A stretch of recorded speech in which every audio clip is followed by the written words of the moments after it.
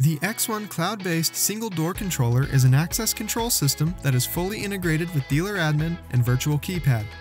First, mount the X1 securely to a wall, backboard, or other flat surface using the mounting holes provided.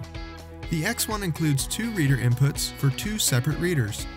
Refer to the reader's literature to ensure proper wiring connections. Reader 1 will be the in reader, while Reader 2 will be the out reader.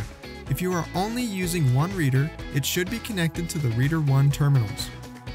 There are three input control options: door switch, a normally closed input; request to exit, a normally open input; and a normally open custom input that is triggered by a rule through virtual keypad. The auxiliary output includes two ports for any local outputs or door alarms needed. The door relay will be wired differently based on your hardware, whether it is normally closed, normally open, or if it needs to be placed in the wet or dry condition. Refer to your electronic locks literature to ensure proper wiring connections. Next, connect the power supply and battery to the X1. For a PoE connection, gently push the PoE module onto the PoE module headers. The X1 communicates via a local Ethernet connection or over Wi-Fi with the included antenna.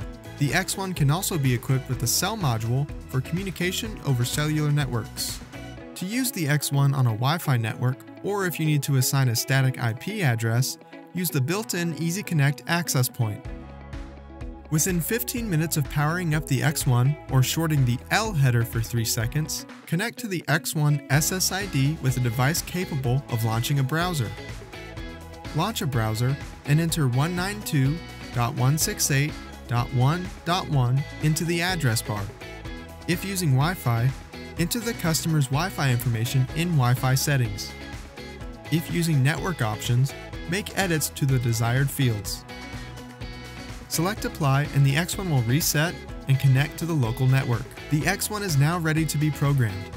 For more information on the X1 or other DMP products, visit dmp.com.